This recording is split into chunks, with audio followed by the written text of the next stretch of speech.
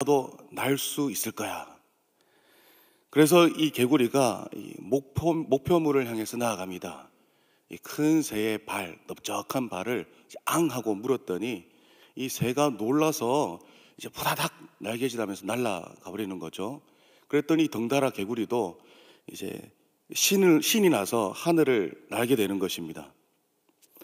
하늘 위로 저 높이 오르고 있는데 개구리 친구들이 개구리 보면서, 야, 너 정말 대단하다. 너 정말 멋지다. 그 아이디어 누구 아이디어냐?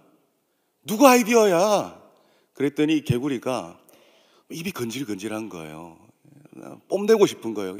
누구 아이디어기는 이게 내 아이디어다 싶어서 그만 입을 악물고 있던 입을 떼고는 나다 하다가 떨어졌습니다. 흙에 떨어져서 하늘나라로 가버렸어요. 네. 안타까운 추락사 이야기죠. 그래서 이 이야기에 교훈이 있는 것 같아요. 교훈이 있는 것 같아요. 그 마음 속에 있는 것을 해결하지 못하더라도 뭔가 나를 드러내고 싶고 나를 뽐내고 싶고 내 의의를 나타내고 싶고 여튼 내 마음에 있는 것들은 해결하지 못하더라도 그냥 입을 꾹 다물고 이 세 발만 잘 물고 있으면 하늘을 이렇게 누렸을 텐데 그걸 못 참아서 추락사고 말았죠. 오늘 본문에 보면요, 이 개구리처럼 하늘을 꿈꾸는 사람이 등장을 해요. 하늘에 관심이 많습니다. 우리 마가복음 10장 17절 말씀을 함께 읽어보겠습니다. 시작. 예수께서 길에 나가실새 한 사람이 달려와서 꿇어 앉아 묻자오되 선한 선생님이여 내가 무엇을 하여야 영생을 얻으리까? 아멘.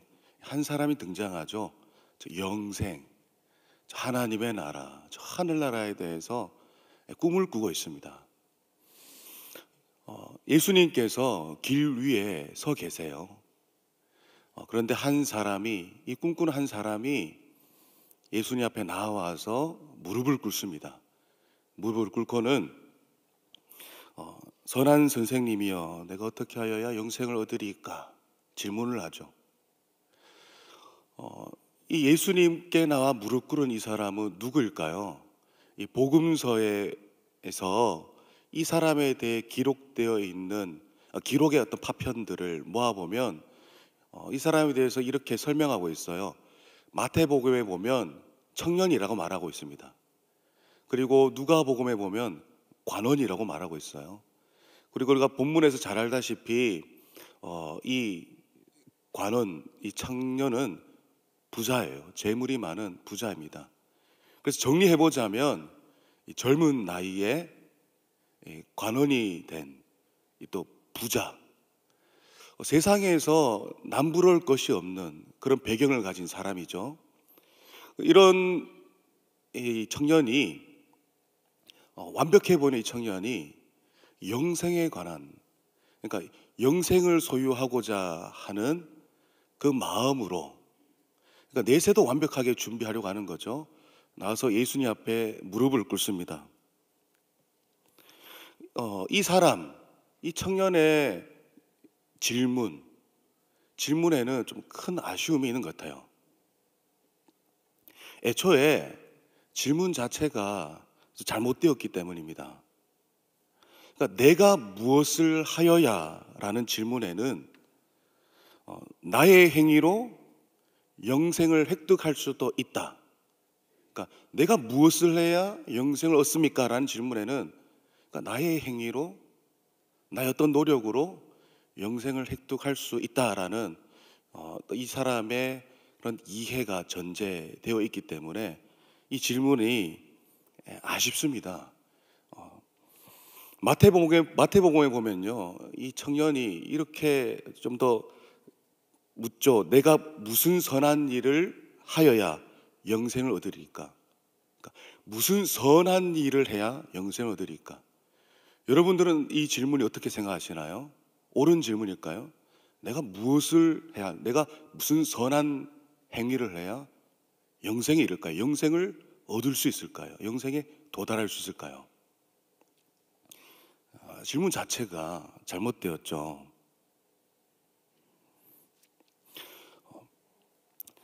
이 청년은 물론 이 하나님의 말씀, 선한 하나님의 말씀, 율법을 잘 지키면 구원을 이루겠다라고 생각했겠죠. 그런데 우리가 잘 알다시피 구약에서는 구원에 이르는 믿음, 구약에서 구원에 이르는 믿음은 율법을 지키는 것이라고 생각하시는 분들이 있겠지만 그렇지는 않습니다. 여러분, 모세의 율법 이전에 아브라함의 믿음이 먼저 있었습니다. 율법 이전에 먼저 믿음으로 구원을 받았어요. 아브라함 때는 율법이 없었잖아요. 아브라함 때는 하나님께서 나타나셔서 아브라함에게 자기를, 또 자기의 소유를 부인할 것을 요구하셨죠. 떠나라. 그리고 이 아브라함에게 자신을 하나님을 따르는 믿음을 요구하셨습니다. 아브라함은 하나님을 따라갔어요. 심지어는 백세에 얻은 그 귀한, 어떤 재물보다도 귀한 자기 아들을 하나님께 내려놓았죠. 저는 율법 이전에 하나님만을 의지하고 하나님을 따르는 그런 믿음이 먼저 있었습니다. 이 지금 부자 청년은 율법의 어떤 행위, 어떤 또 선한 노력, 선한 어떤 행위의 노력을 통해서 지금 이 의를 이루고 영생을 얻고자 하는 것이 그 질문 속에 그 사람의 어떤 뜻이 담겨 있는 것 같아요. 개구리는 자기 힘으로 하늘을 나는 게 불가능하죠. 불가능합니다. 개구리가 하늘을 날려면 넓적한 새 발을 물든지 어쨌든 자기 힘으로는 안 되는 거죠. 마찬가지로 이 죄인이 하늘을 누리는 것도 안 되죠. 죄인이 하늘을 누리는 것은 불가능합니다. 개구리가 하늘을 날 수 없듯이요. 생각해 보면 이 개구리에게 있어서 이 새는 하늘과 자기를 연결해 준다라는 그런 의미에서 중보자 같은 그런 역할을 했던 것 같습니다. 마찬가지로 이 죄인이 하늘을 누리기 위해서는 이 하늘을, 하나님 나라를 하나님과 연결시켜주는 어떤 다리와 같은 연결고리, 중보자가 필요합니다. 그분이 누구시죠? 바로 예수 그리스도시죠.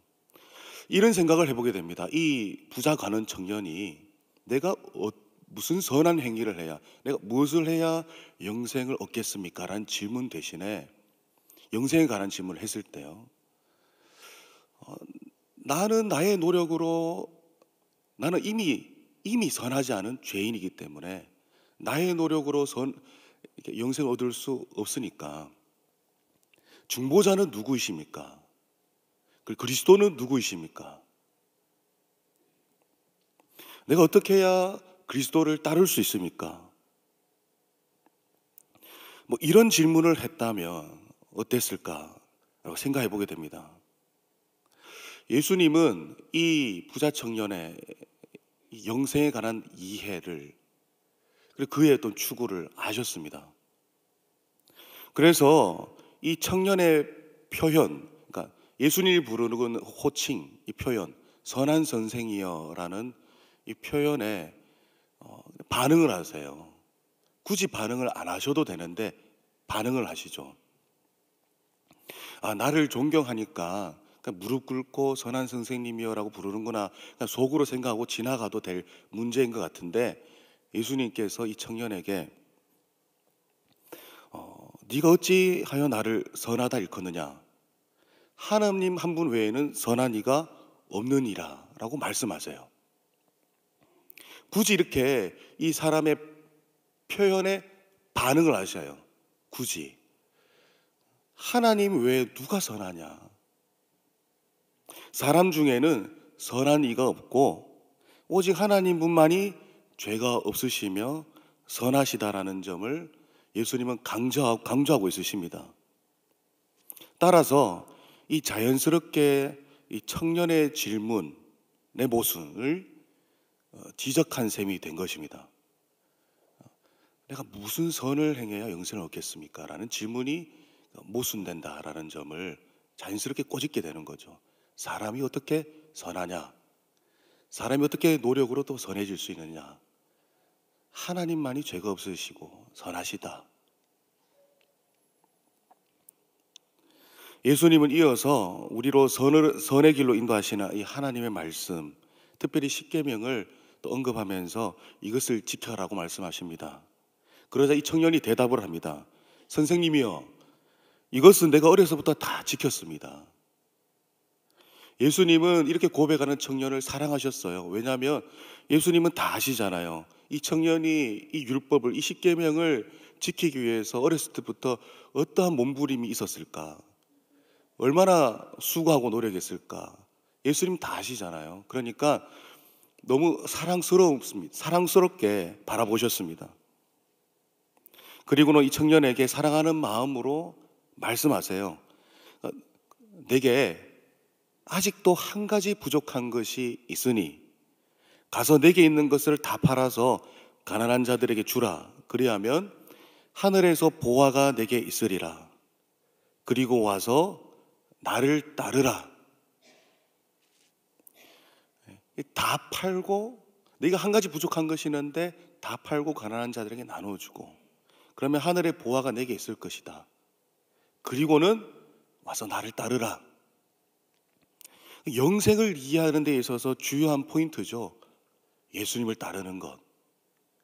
그러니까 영생에 이룰 수 없는, 전적으로 무능한 이 죄인이 영생에 이르려면 자신의 노력으로 되어지는 것이 아니라 중보자, 하나님 나라를 연결시켜주는, 이어주는 중보자를 찾아가서 그분을 따라야 되는 것이죠. 이 청년이 열심히 십계명을 지키고 율법을 지키고 선한 일을 행했습니다. 그런데 그렇게 열심히 자신을 치면서 절제하면서 하나님의 말씀대로 살아보고자 몸부림쳤음에도 불구하고 부족한 것이 있는데 바로 중보자 되시는 예수 그리스도를, 하나님을 따르지 않는 것이 문제다라는 것이죠. 왜 따르지 못합니까? 무엇이 걸림입니까? 예수님은 이 사람의 어떤 본질적인 문제를 파악을 했습니다.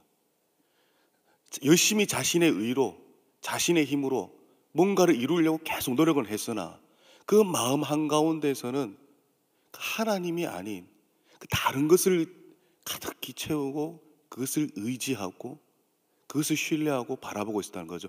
우리는 그것을 우상이라 표현할 수 있겠죠. 이 청년에게는 재물이 우상이었던 것입니다.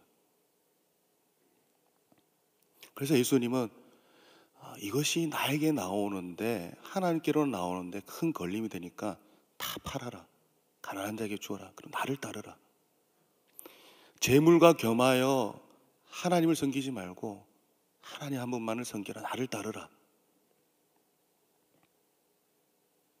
여러분, 아까 전에도 언급했다시피 죄인은 하나를 누릴 수가 없습니다. 스스로는요. 그러니까 개구리가 하늘 날려면 세 발 물어야 됐던 것처럼 사람은 그 중보자를, 하나님 나라로 연결시켜 줄 수 있는 그 중보자를 꼭 붙들어야 되는 거죠. 그분을 붙들어야 되고 따라야 되는 것입니다. 개구리는 자기 마음속에 있는 것을 주장하는 순간 어떻게 됐습니까? 하늘을 비상하고 있다가 떨어져 버렸어요. 내 마음속에 들어있는 것들을 주장하는 순간 떨어져 버렸습니다. 마찬가지로 이 지금 청년은 자기 마음속에 있는, 가득히 들어있는 하나님이 아닌, 특별히 본문에 의하면 재물, 이것이 가득 차 있잖아요. 이 마음속에 있는 게 해결이 안 되는 겁니다. 개구리는 나요 하다가 떨어져 버렸는데 이 청년은 내 재물, 내 것, 내가 움켜잡고 있는 이것, 내가 신뢰하고 의지하고 있는 이거 없이 내가 어떡해. 저도 이 말씀을 묵상하면서 생각해 봤습니다. 제자들이 예수님의 말씀에 두 번 놀랐거든요. 재물 있는 자가 하나님 나라가 들어가기 어렵다. 낙타가 바늘길에 지나가는 것이 부자가 하나님 나라보다 쉽다라는 이 말씀에 제자들은 2번 놀랍니다. 한 번은 그냥 놀래고 두 번째는 매우 놀라요. 저도 이 말씀을 볼 때마다 매우 놀랍니다. 만약에 예수님이 저에게 천웅아, 너 가진 거 다 팔아. 다 팔고 가난한 사람들 다 나눠주고 나를 따라. 그렇게 말씀하시면 어떡하지? 나 정말 다 팔 수 있을까? 이 말씀을 마주할 때마다 이걸 묵상하고 떠올려보고 생각해 봅니다. 이 개구리처럼 내 재물, 내 거 안 돼요 하다가 떨어져 버리진 않을까? 그래서 이 문제는 사실 우리 모두의 문제인 것 같아요. 이 청년만이 부자가 아니라 우리가 다 부자인 거죠. 다 부자입니다. 최근에 제가 또 부자라는 사실을 깨달았습니다. 전 부자라고 생각을 안 해봤는데요. 그때 한 목사님 몇몇 분들과 이제 입고 있는 잠바 가격을 공유할 적이 있습니다. 한 분은 5만 원, 한 분은 뭐 8만 원 이렇게 내려오다가 제 건 12만 원인데 뭐 할인 받아서 8만 원에 샀거든요. 그러니까 어쨌든 제게 12만 원이라고 제가 제일 부자래요. 그래서 제가 깨달았습니다. 나는 부자였구나. 하나님 나라에 들어가기 참 어려운 부자구나. 사실 우리가 부자는 상대적인 거지만 다 부자인 것 같아요. 다 부자인 것 같아요. 그래서 이 청년은 예수님이 서신 그 길 위에서 예수님을 바라보고 무릎을 꿇었다가 어떻게 되었죠? 일어서서 예수님께 등집니다. 그리고 왔던 길로 돌아가 버려요. 영생이 지금 이 길 위에 서 있는데 영생이 없는 왔던 길로 다시 재물이 있는 곳으로 돌아가 버립니다. 너무 안타깝죠. 이 이야기는 새드 엔딩으로 끝나는 것 같습니다. 이 말씀을 설교를 준비하면서 다른 복음서들을 쭉 읽어봤습니다. 복음서를 쭉 읽어나가면서 특히 눈에 띄는 어떤 이제 메시지들이 있죠. 뭐냐면 예수님을 따른 사람들, 아니면 또 마음에 걸림이 있어서 예수님께로부터 나왔다가 돌아서 버린 사람들, 뭐 이런 내용들이 눈에 보이잖아요. 보이면서 읽어나가는데 예수님을 따랐던 사람들에게는 어마어마한 그 혜택들이 있었다는 것을 보게 되었어요. 예수님이 서신 그 길 위에 함께 서 있기 때문에 목도하는 많은 상황들이 있었습니다. 병든 자들이 고침을 받고 는 것을 목도했죠. 귀신 들린 자들이 자유케 되는 것을 목도했어요. 그리고 자연이 통제되는 것을 목도했어요. 예수님이 물 위를 걸으시는 것을 목도했어요. 굉장히 신비한 경험들을 많이 했습니다. 그리고 또 죽은 자가 살아나는 기적들을 보았죠. 예수님께서는 자신 곁에 서 있는 자들에게만 허락하신, 보여주신 하나님의 나라가 있었습니다. 우리 마가복음 5장 40절 말씀 우리 함께 읽어보겠습니다. 시작. 그들이 비웃더라. 예수께서 그들을 다 내보내신 후에 아이의 부모와 또 자기와 함께한 자들을 데리시고 아이 있는 곳에 들어가사. 아멘. 예수님께서 죽은 아이에게 잔다라고 말했더니 주변 사람들이 조롱합니다. 비웃습니다.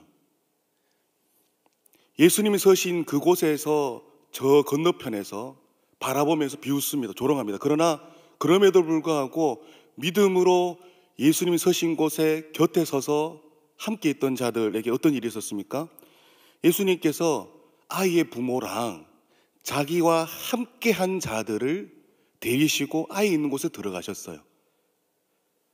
함께 있는 자들에게만 보여주셨어요. 죽었던 자가 살아나는 것을요. 여러분, 복음서에 보면 함께 있는 자, 예수님을 따르는 자들이 보게 되는 하나님 나라가 한두 가지가 아니라는 것을 보게 됩니다. 알게 됩니다. 그러면서 이 부자 청년이 떠올랐어요. 아, 불쌍하다. 안타깝다. 만약에 이 청년도 재물이 아닌 예수님을 선택하고 따랐더라면 이런 하나님의 나라, 아름답고 위대한 하나님 나라를 두 눈으로 목도했겠지. 근데 하나님 나라가 아닌 재물을 선택했기 때문에 이러한 것들을 못 보는구나. 너무 안타까웠습니다.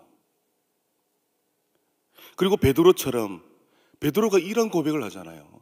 엘리야와 모세와 함께 예수님과 대화하는 모습을 보면서 황홀경에 빠져서 주여 우리가 여기 있는 것이 좋사오니 만일 주께서 원하시면 내가 여기서 초막 셋을 짓되 하나는 주님을 위하여, 하나는 모세를 위하여, 하나는 엘리야를 위하여 하리이다. 황홀경에 빠져서 자기가 무슨 말 하는지도 모르는, 그래서 그 기쁨의 어떤 그 말, 기쁨이 그렇게 표현되어지는 그 말, 이 돌아서서 왔던 길로 돌아가 버린 이 청년은 이 기쁨을 경험해보지 못했을 거예요. 이 값진 경험들, 돈으로 살 수 없는 하나님 나라의 체험을 이 청년은 재물과 바꾼 것입니다. 사랑하는 성도 여러분, 우리는 여기에서 깨닫게 됩니다. 예수 그리스도께서 내가 움켜잡고 있는 그 손을 열어라 라고 말씀하실 때에 내 손을 움켜잡고 있으면 우리는 모래를 움켜잡고 있는 것과 같습니다. 여러분, 모래를 움켜잡으면 어떻게 되나요? 이 손에서 결국에는 빠져나가 버려요.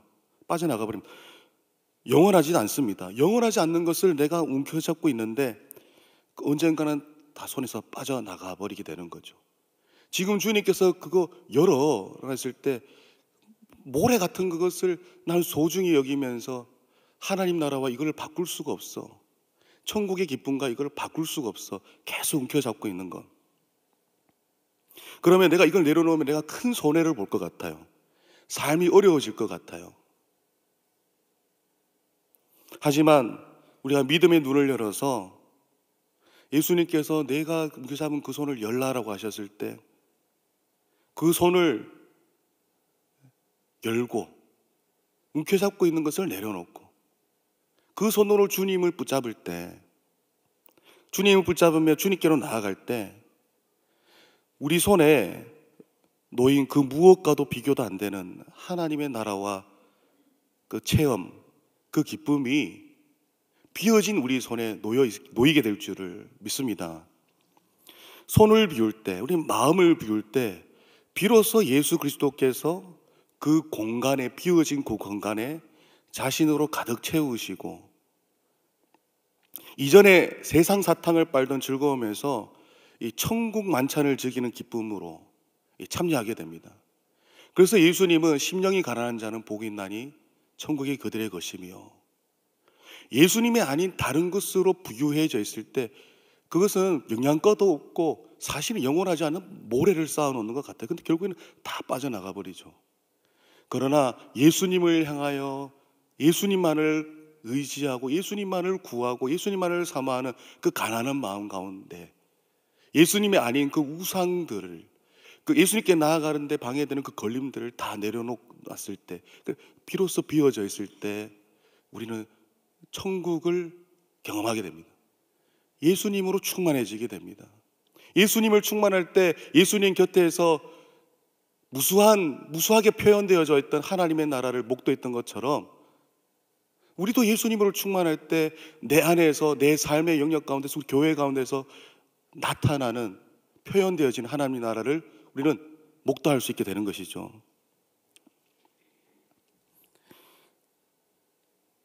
그런데요, 이 일이 말처럼 그렇게 쉽지는 않습니다. 움켜잡고 있는 손을 연다라는 것, 내 마음을 비운다는 건 쉬운 일이 아니에요. 그래서 예수님께서 재물이 있는 자는 하나님 나라에 들어가기가 심히 어렵도다. 낙타 바늘기로 지나가는 거랑 부자가 하나님 나라에 들어가는 거랑 비교하지 않습니까? 사람으로서는 사실 안 된다라는 거예요. 죄성을 지닌 인간이 자기를 부인하고 자신의 소유를 부인하고 비워내고 예수님만을 따르며 예수님만을 모시며 예수님으로 충만한 삶을 산다는 게 사실 이 죄성을 지닌 인간에게는 안 된다는 거예요. 불가능하다는 거예요. 그래서 이 부자 청년이 근심으로 돌아가 버리는 거 아니겠습니까? 그런데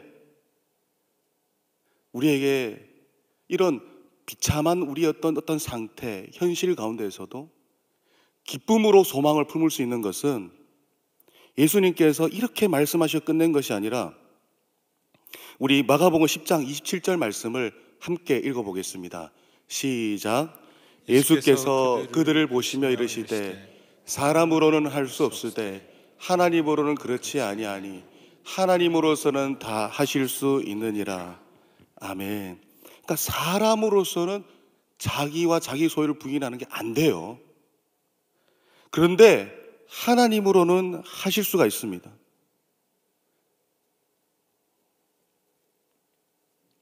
이 청년이 근심하며 돌아가 버렸기에 낙타가 바늘귀에 못 들어가듯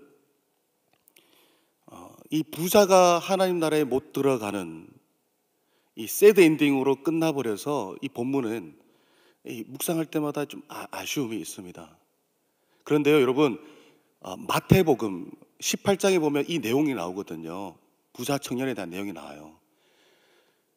그런데 19장에 보면 우리가 잘 알고 있는 삭개오 이야기가 나옵니다. 삭개오 이야기, 삭개오는 소개를 할 때 의도적으로 그를 부자라고 설명하고 있죠.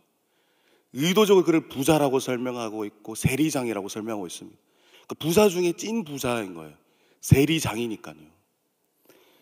그런데 삭개오 이야기가 새드 엔딩으로 끝나나요? 아니에요. 해피엔딩으로 끝나죠. 부자이지만 자신과 자신의 소유를 부정합니다. 부인합니다. 자신의 재물을 나눠줍니다. 그리고 예수님을 따릅니다.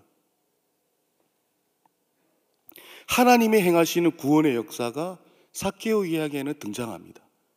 누가복음 18장, 누가복음 19장 그 한 장 차이에서 새드 엔딩으로 끝나는 줄 알았다가 하나님이 하시면 된다라는 해피엔딩으로 끝나죠. 말씀을 맺겠습니다. 사랑하는 성도 여러분, 애초에 선하지 않은 우리 죄인은 사실 우리가 율법을 지키며 행하는, 또한 선을 행하는 이런 무수한 노력만으로는 절대로 우리가 그 노력을 의롭게 되어진다거나 영생을 획득할 수 있다는 것은 아닙니다. 우리는 우리의 의로 영생을 얻을 수 없습니다. 개구리가 하늘을 날지 못하듯 죄인도 그의 노력을 하늘을 누릴 수가 없습니다. 우리가 하늘을 누리려면 우리의 중보자 되시는 예수 그리스도를 꼭 붙들며 내가 움켜잡고 있는 것을 내려놓고 따를 수 있어야 됩니다. 따라야 되는 것이죠. 아브라함이, 믿음의 조상 아브라함이 이삭도 바치고 자신의 고향과 가족도 떠났던 것처럼 할 수 있어야 되는 것이죠. 그런데 사람으로서는 안 되나 하나님으로서는 가능하다라는 것입니다. 하나님이 우리에게 믿음을 주시고 우리에게 용기를 주시면 가능하다는 점입니다. 움켜잡고 있는 것 같을 때, 그래서 내가 지금은 천국의 기쁨을 상실했다 싶을 때, 구원받은 백성이지만 구원받은 백성으로서 하나님 나라를 지금 누리지 못하고 있는 것 같다라고 느끼실 때 우리는 어떻게 하겠습니까? 근심하며 돌아가는 것이 아니라 예수님께 구해야 됩니다. 하나님께 구해야 됩니다. 하나님, 내게 믿음 주시고 용기 주셔서 내가 움켜잡고 있는 것, 하나님께 나가는 걸림이 되는 것, 우상을 다 깨뜨리고 하나님만을 붙들고 예수님만을 붙들고 예수님만을 모시고 구하며 하나님 나라를 누리며 그것을 목도하는 삶을 살 수 있도록 하나님 내게 믿음 주시고 용기 주세요. 하나님은 하실 수 있으시니까요. 이런 자에게 예수님은 어떤 약속을 하셨습니까? 우리 약속의 말씀을 함께 읽고 말씀을 맺도록 하겠습니다. 마가복음 10장 29절 30절 말씀입니다. 마가복음 10장 29절 30절 말씀입니다. 시작. 예수께서 이르시되 내가 진실로 너에게 이르노니 나와 복음을 위하여 집이나 형제나 자매나 어머니나 아버지나 전토를 벌인 자는 현세에 있어 집과 형제와 자매와 어머니와 자식과 전토를 100배나 받되 박해를 겸하여 겸하여 받고 받고 내세의 영생을 받지 못할 자가 없느니라. 아멘. 뭐 형제나 자매나 뭐 전토나 무엇이든 예수님을 위해, 예수님 복음을 위해 버린 자는 100배나 받는데요. 근데 이상한 점이 있었어요. 이게 보니까 아버지는 100배란 말이 없더라고요. 그래서 요즘에는 제 아들은 아빠보다 엄마가 좋다 말하고, 제 아내는 두 아들을 키운다고 말하고, 아버지는 별로 좋은 게 아닌가 봐요. 그래서 그런지 모르겠는데 여튼 아버지는 빠져 있습니다. 100배를 준대요. 뭐든 100배를 주는데 아버지는 빠져 있어요. 근데 제자들의 삶과 최후를 봤습니다. 뭐 아내를 100명을 거느렸거나 자녀들이 100배로 늘었거나 그러진 않았어요. 무엇이 100배로 는다는 걸까요? 내가 움켜잡고 있던 것들이, 움켜잡았을 때 주었던 그 기쁨, 만족보다 내가 이것을 내려놓고 예수를 취했을 때 예수를 통하여, 하나님 나라를 통하여 주어지는 기쁨과 복이 더 100배다, 100배나 더 크다. 주어질 때 주는 감격이 100배나 더 크다라는 점을 말씀하고 있는 것입니다. 박해를 겸하여 받고 영생을 받지 못할 자가 없다고 약속하십니다.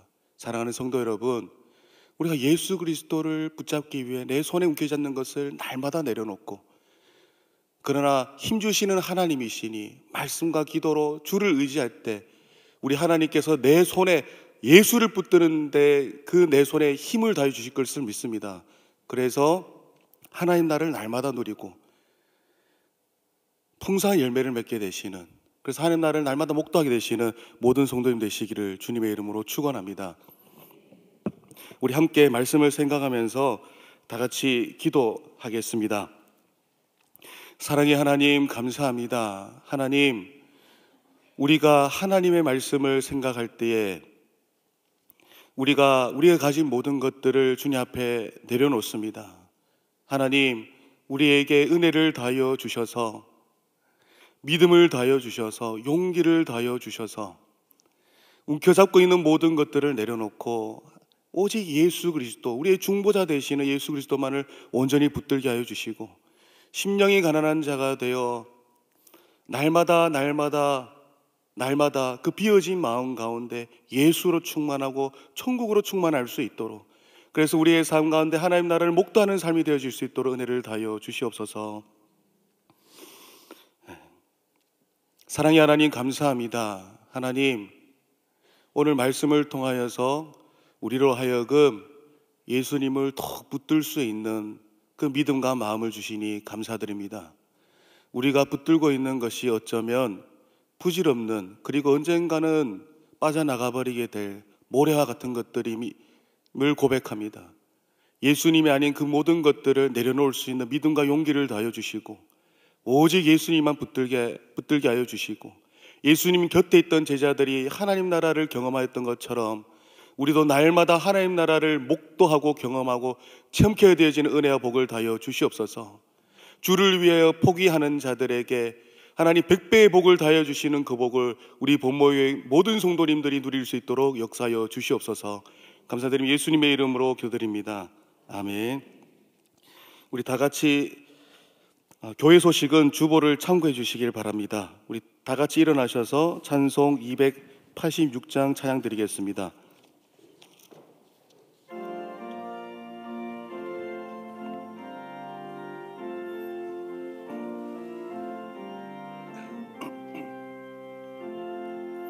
주 예수님 내 맘에 오사 날 붙들어 주시고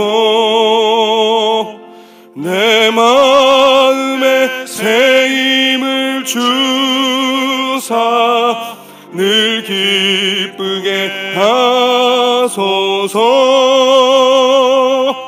사랑의 주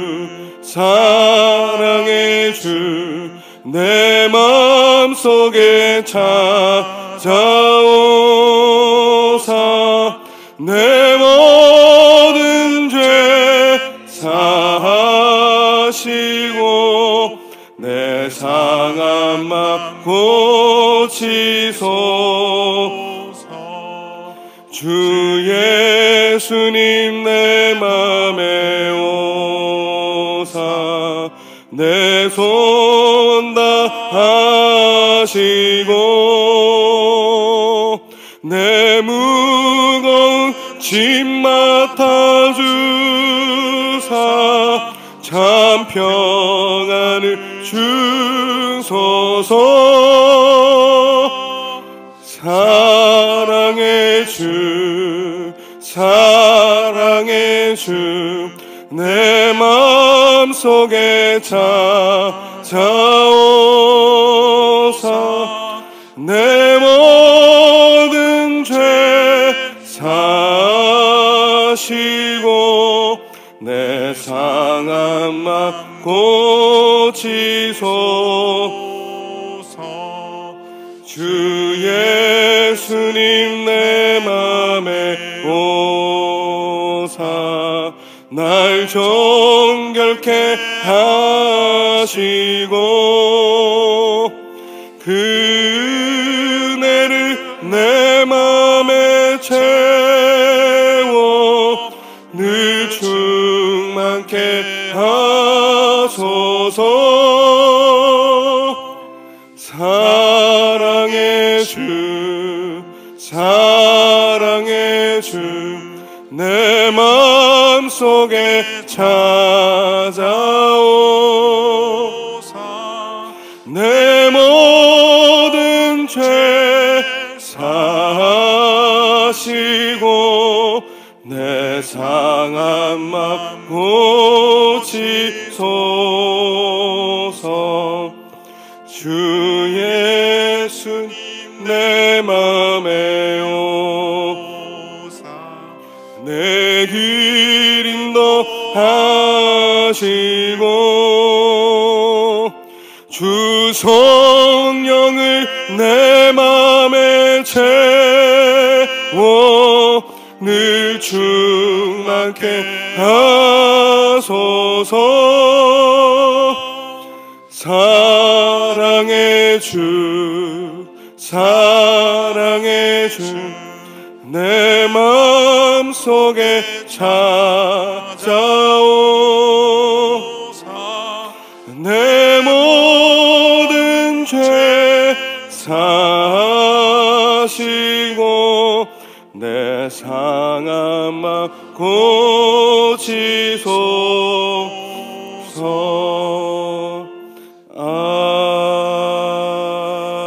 아멘.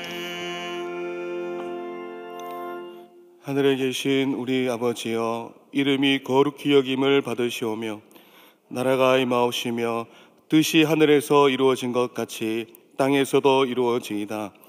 오늘날 우리에게 일용할 양식을 주옵시고 우리가 우리에게 죄 지은 자를 사하여 준 것 같이 우리 죄를 사하여 주옵시고 우리를 시험에 들게 하지